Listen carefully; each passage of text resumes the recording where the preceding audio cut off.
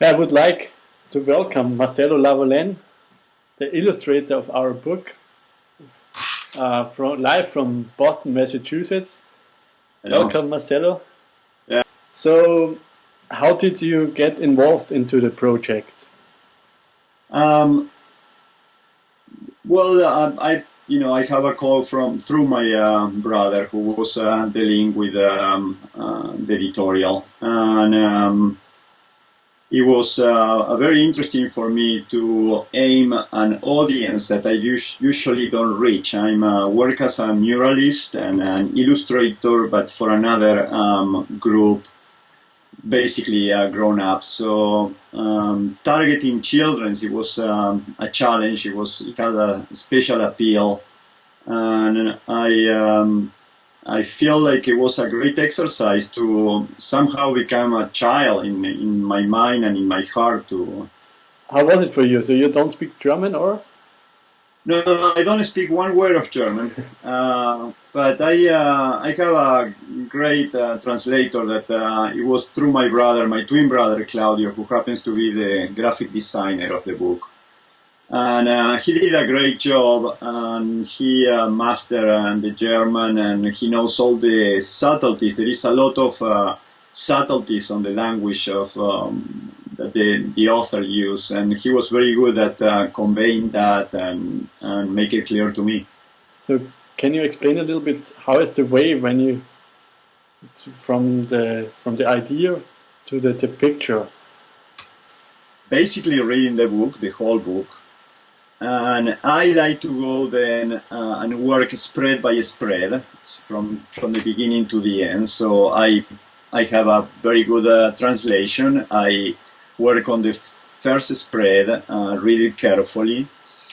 Then it comes something that I like to call it mental rendering. So in my mind, I'm drawing, I'm sketching, and the best time for me to do this, it works for me, I don't know for everybody, but is when I'm swimming or when I'm biking. This the best times to start those ideas moving. And basically I am drawing. It's not a concept. In my head I'm drawing. I'm not doing it with my hands, but I'm drawing.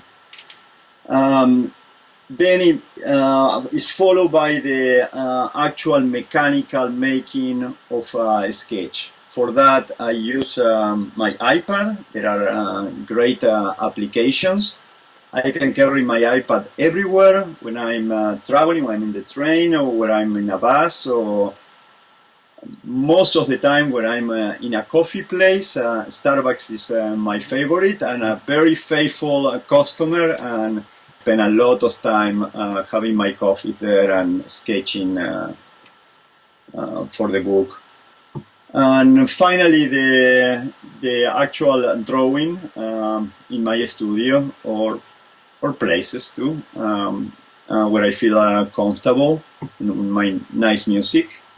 And when what I think the final is that I submit it to the editor, and it comes back with corrections or not, and then we'll keep fine tuning the drawings till everything is approved.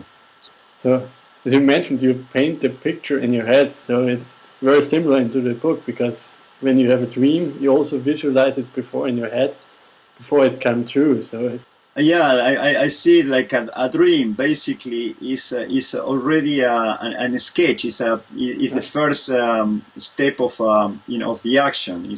So, do you have a message to the children out there who read the book, The Carrot Tree? Do you have a special message for them? Yeah, actually, I have I would say three messages. As an artist, I want to encourage to everybody to do their drawings, their ideas. You don't have to be a master. I mean, sometimes very simple drawings are the most powerful ones. And then don't be afraid to dream. You have to dream and dream high, as Connie Pony did. And the third idea that I want to tell them is be a good friend, just like Carlos was.